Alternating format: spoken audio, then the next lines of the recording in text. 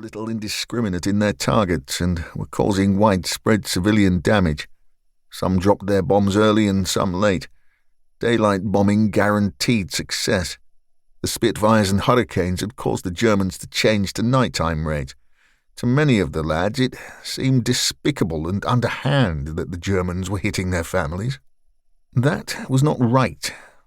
Most had joined up to fight and would be happy to take on any number of Germans. The ones who had volunteered for the Commandos were even more determined to fight back than most. After we had found our digs and checked out our new operational base, Daddy and I found a pub to have a quiet pint. We had not had a chance to talk about our new squad since we had returned from the raid. For both of us, it had been our first experience leading men under fire. Dad had always said that being a leader was easy. Perhaps that was just him. Ted and Gordy, his comrades, said that he made it look easy. I was not so sure. Too many things could go wrong. When did you trust the lads to do jobs on their own without checking? My sudden promotion had caught me unawares. As we sipped the indifferent beer, Daddy said, "I think we have been lucky with our lads. They didn't panic under fire. I think we should count our blessings. If we had handpicked them, we couldn't have a better team." I nodded. The trouble is that we have made 2 raids, and in both of them we encountered totally different problems. How do we prepare the lads for the unexpected?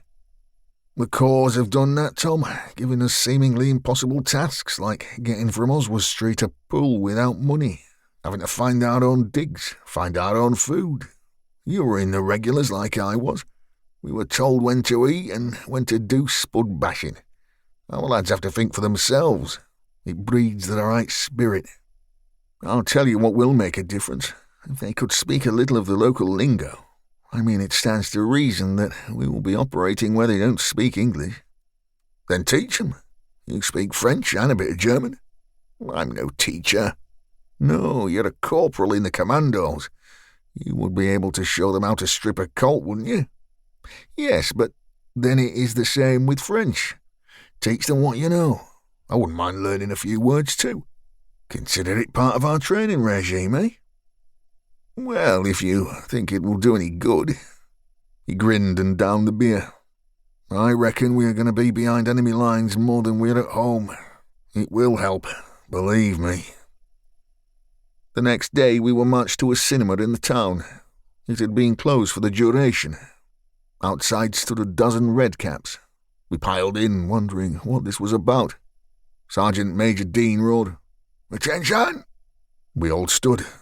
It was not easy to do so, for there were cinema seats. Officers marched in, following what looked like a gamekeeper wearing a sweater and carrying a stick. He was both tall and lean. At his side stood a Scottish piper. It was bizarre. He said, "Sit down, smoke if you wish." There was a ripple of noises. We sat down, and I saw Sergeant Major Dean glaring at the 1 or 2 who whispered to their neighbours. He folded his arms behind his back and rocked gently backwards and forwards as he spoke. "Number 4 Commando, I am Lord Lovett, and I am the chap who gives you your orders. I have been the one who has sent you behind the lines on these jolly little jaunts.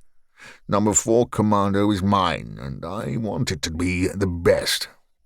Now that we are all together, no matter how briefly, I thought we should get to know one another. We won't always work together.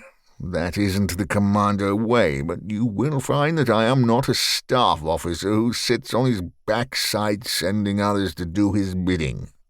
There was a ripple of laughter. "I am going to be with you on these raids. Not all of them." He smiled. "I don't want to hog all the glory, but I will be there. And when we are not sneaking in and we are attacking like other soldiers, then you will know what I am, for you will hear the pipes of Billy Millins here. You won't need to look for me. You will hear me, and I will be ahead of you. That is my way. You will follow the pipes. If you go forward when we go to battle, then you can't go far wrong."